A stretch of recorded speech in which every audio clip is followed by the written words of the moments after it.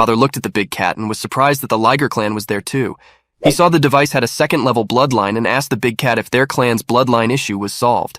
He replied that it wasn't his bloodline but Shura's. He was very shocked upon seeing a human with this high bloodline power.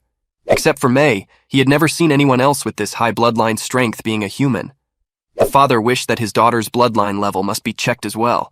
Both San and Mei wondered what they were doing in the ancestral court. Maybe this was the test Mei was talking about to Shura earlier. Now that she was there too, San got confused. He could not really decide which side he should pick, Mei or the big cat. He could not ditch his previous teammate just for Mei, so he promised the big cat that he would still be participating in the double competition with him. When Mei stepped up to check her bloodline level, the crystal column was going up very slowly. Shura told her that the human bloodline level is very calm, steady, and consistent. She doesn't have to worry about it. After some time, the speed of Mei's crystal column increased 2 times. Finally, it stopped at 18 feet, which was higher than the big cat's. Mei was able to participate in the competition now as her bloodline level was first bloodline level. This meant she was surely in the top 10, although she had another problem. She did not have a partner to participate in this competition. She wanted to compete in the double competition, but no one was there for her. Seeing her all worried for a partner, San suddenly changed his mind and ditched the big cat to join Mei in the competition. Mei's father was not quite happy about this, as San was only bloodline level 2. He thought that he would slow his daughter down in the competition. Little did he know about his true strength. Shura showed him his token of the sword St. Palace. This shocked the father very much. He couldn't believe his own eyes that a human could even gain recognition of the sword St. Palace.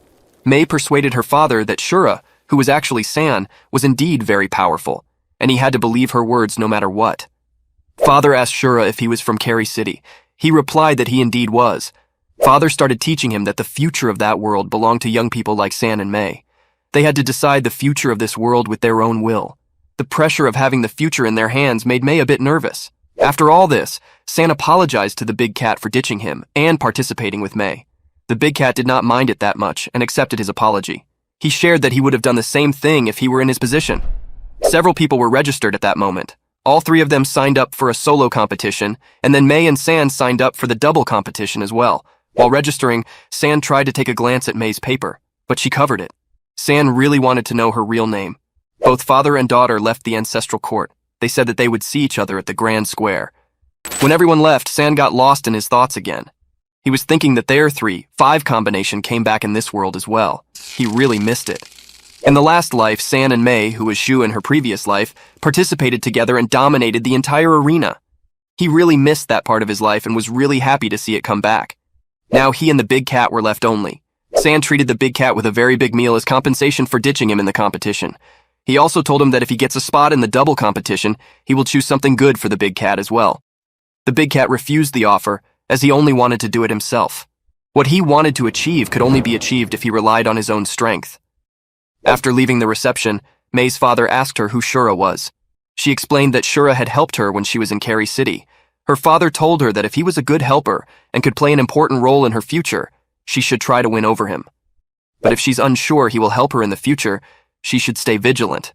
He told her that every core member should be a confidant. She had to listen to that advice because he was a senior and knew much more about life than she did. Then she left to have some rest, as she had had a long day. In her room, she thought to herself she was participating with Shura after a very long period of time. She was not quite sure if they could still work out together and dominate the entire arena. Also, she was very shocked to even see Shura there in the first place. They both didn't expect to see each other that day. She was not quite sure and confident about Shura's strength at the moment. She doubted his strength as he never showed it to her. Anyhow, she expected him to be very powerful. Then it came to her mind that the big cat was also in the room. Shura and he were supposed to be competing together in the double competition. But upon seeing Mei, Shura completely forgot about the big cat and left him for Mei without any hesitation. Upon inspecting this, Mei came to the conclusion that Shura was indeed very nice to her. However, she was still indeed confused about what that meant to her. Meanwhile, San could not be happier that day. He got to compete with young Master Mei. All this couldn't stop San from doing what had to be done. After this competition, San was most likely to become Mei's helper. In order to do this, he had to complete some work. He had 2 places to be at. There were still 2 days left for the competition, so in order to complete his tasks, he left the ancestral court early in the morning. After some time, he reached the heavenly holy Yin Mountain. The heavenly Yang heavenly spirit empire was raised and born by heaven. He was the leader of the spirit race. He possessed the most powerful ability. Now that he had been to the ancestral court, he definitely had to experience it. After submitting 10 elemental coins, he started to climb the Heavenly Yang Holy Mountain. There were very few people who actually came to climb the Heavenly Yang Holy Mountain, as it was very far behind the Sword Saint Mountain. The temperature on the mountain was hotter than outside, although it was still bearable. However, the Holy Mountain of the First Spirit Emperor won't be that simple. That was sure enough. Everything started to move around in the surroundings and the temperature suddenly rose. The mountain suddenly turned into an active volcano. There was lava flowing onto Sand's steps. He had to do something about it or he would burn alive. He activated his golden liger flame to test if it would resist the lava. The golden liger flame did not resist the temperature of the lava at all. The temperature of the lava was too much for the golden liger flame. San was about to catch on fire before he backed up a bit. He was really shocked to see that only the first level of the Heavenly Yang Holy Mountain was enough to tire him. He did not expect it to be this difficult. It was much more intense in comparison to the Crystal Mountain. There was absolutely no way that the Heavenly Yang Holy Mountain could have set up such an insurmountable situation for him. Suddenly, he thought of a cheat code. He summoned the Blue-Silver Emperor, which dropped the temperature of the lava significantly. The Blue-Silver Emperor could survive the temperature of that lava, although he would be burned black. The mountain was very willful. It was set up in a way that nobody in the Demon Clan could climb the Holy Mountain. Only the powerhouses of the Spirit Clan were qualified to climb the mountain.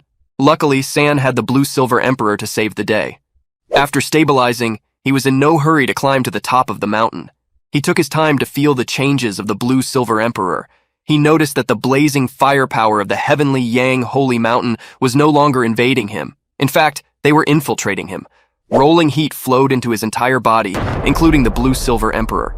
He could feel the blood and energy inside his body boiling because of the intense heat of the Heavenly Yang Holy Mountain. His blood meridian and limbs were all going under and changing under the heat. This was unreal for San, and he could not bear the heat anymore. The temperature of Yang's fire was very high, and it rose to the roof. He felt that his physical strength was getting stronger and stronger.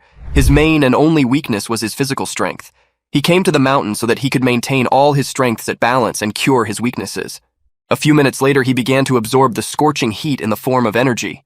He converted it with the mysterious heaven skill before infiltrating his body. After gaining the energy, he did not continue climbing the mountain. He remained steady at the second step, while the other climbers left him way behind. He persisted there till midnight. Then he strangely decided to descend the Heavenly Yang Holy Mountain and end his trial. He specifically did that to improve his physical strength many times. He felt really nice there and wanted to stay. If time permits, he could stay there for 3 days and 3 nights. After that, he left the Heavenly Yang Holy Mountain and made his way towards the ancestral court. He flew right to the White Tiger Hotel. Back inside the hotel, he rushed to the cultivation room quickly. There, he decided to meditate. At the same time, he felt some changes in the Blue-Silver Emperor. The Blue-Silver Emperor was darker in color as it was roasted. It was also shrunk in size. However, the strength of the Blue-Silver Emperor increased significantly with some fiery heat. That was indeed the world's most powerful heavenly sunflower. Even San's golden liger flame was affected by it. He would definitely recommend that the big cat try it out. After feeling these changes, San quickly entered a state of meditation. He needed to recover quickly before heading to the next location the other day. He meditated until the next morning. The next dawn, he set off to the second location he wanted to visit before the ancestral court's competition. The next location was the Earthly Yin Holy Mountain. It was owned by the Earthly Yin Heavenly Emperor. The Earthly Yin Mountain was filled with a strong, gloomy aura. One thing was different from that of the Heavenly Yang Holy Mountain. It had many climbers climbing towards the top. No one knew why they wore pitch-black cloaks. It completely concealed them. San then decided to climb the mountain. He would eventually get to know why it was very weird. As he started to climb, the temperature significantly dropped, making it extremely cold for him. It was getting worse and worse. The Blue-Silver Emperor now contained the Heavenly Yang's ability. He was not quite sure if the Emperor could handle the coldness. He then activated the Blue-Silver Grass. The situation was not getting any better. It was now too late. The cold energy had entered his entire body along with the Blue-Silver Emperor. The Blue-Silver Emperor brand inside his body couldn't bear the coldness and cracked. The two yin and yang energies were colliding inside San's body. He could not bear it anymore. If that continued at this rate, he was going to die. He needed to slow down the collision first and rush out of there. San used the Stone of Slowness for this purpose. He also stopped climbing the mountain. He reverted his aim and flew in the opposite direction of the zone of the Earthly Yin Holy Mountain. Someone from behind was watching all his activities. He wondered if another little guy wanted to handle the yin and yang powers together. This task was no joke. If it had been that easy, the rich empire would not have been dominated by the two of them. San did not hesitate and immediately activated the peacock transformation to return to the White Tiger Hotel. After that, he hurriedly entered his room to meditate quickly. He never had the expectation of the yin and yang energies colliding together and having to suck explosive reactions. The blue-silver Emperor brand and mysterious heaven skill in his body were both affected, steadily retreating under the impact of these two energies. Even his soul began to completely destabilize. This was just a little glance at the power of the heavenly emperors of the heavenly mountains. Even with the neutral and peaceful energy of San's mysterious heaven skill, he couldn't reconcile it. If this continued to happen, San would lose his life. What should he do in this situation? Abandon the blue-silver emperor. There was a new brand which was not affected at all. He took out the new blue-silver emperor brand. He decided to give the new brand a shot to see if it worked like the old one. Suddenly, his luck had drastically changed. Although the yin and yang energies were still in conflict inside his body, the new blue-silver emperor brand made some mutations to it. When colliding with each other, the yin and yang energies suddenly slid and intertwined with each other. There was no direct contact between them, although they collided after one rotation. This effect made it much easier for San. He was now able to bear the strength of the colliding yin and yang energies. It did not seem that intense to him anymore. This scene was really dramatic for him, and his pupils dilated because of it. He then endured the intense consumption of his spiritual power while maintaining the bipolar realm. He wanted to use his luck to change the collision of the two different energies. After many tries, sure enough, through the augmentation of his luck, the two energies rotated and strengthened. The change caused them to cross each other more and more frequently, making it consistent. This created a great balance of strength inside San's body. It relieved San. He was no longer in the pain and suffering he had to go through. The blue-silver emperor also reduced collisions and became balanced. It slowly started to recover itself as well. The two energies surrounding the blue emperor brand became more and more stable, forming a unique brand. This brand was completely new and had never been seen before. Fortunately, he could use this brand with the help of the bipolar realm to avoid going completely insane. San then planned to take a break to regain his strength and recover. After the break, he was to test the real strength of the new brand. The next day was a very big day. It was the day of the competition. Everyone was ready and came prepared. San drew Group 6, number 3. Under the influence of San's luck, the big cat also drew Group 6.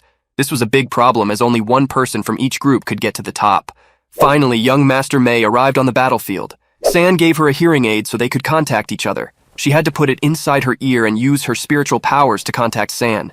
It was a convenient way of contacting each other. She then put it inside her ear, and then they tested it. It was working just fine. San then told her to draw her lot as well. Under the influence of Heavenly Fox's luck, Mei drew group number 9.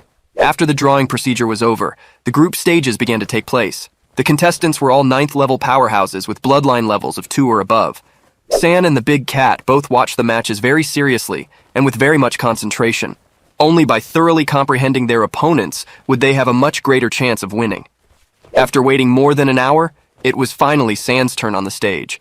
The host welcomed San on the stage. San told Mei not to worry about him, and that he would wait for her at the finals. When he saw his opponent, he was very shocked. His opponent was almost twice his size and much bigger than him in appearance. After learning more, San got to know that he was a very big guy with a first-level bloodline, which was one of the strongest people in their group. He belonged to the Golden Mammoth clan. The host told everyone in order so they could get their right opponents. San, unfortunately, had his number right after the Golden Mammoth and had to fight him. He doubted his luck as he had to fight with such a beast in only the first round of the competition. This was clearly not an ideal situation for him, and he had to be serious about it. Any mistakes could get him out of the competition right in the first round, which would be quite embarrassing for him in front of Mei. San thought that the bad luck brought to him was caused by the effect of the bipolar realm. Winning against the Golden Mammoth was the least possible for San throughout the whole group. The chances could have been higher. He then announced that he was indeed the number 6. Everyone looked at him with grief and felt bad for him. The Golden Mammoth asked San what race he was. Upon knowing that San was a human, he got a little scared. As all humans were very strong and participated in the challenge, the Golden Mammoth asked him to go easy on him. That mammoth appeared very interesting to San. Although he was an absolute giant, he was humble as a little child and too polite towards him. The host announced that it was San's and the Golden Mammoth's turn. Everyone in the crowd thought that San was really unlucky. The reason was that he had to face the Golden Mammoth in the very first round of the competition. No one was really believing in him in this situation. Everyone thought that San now had no chance of survival. Then the fight started.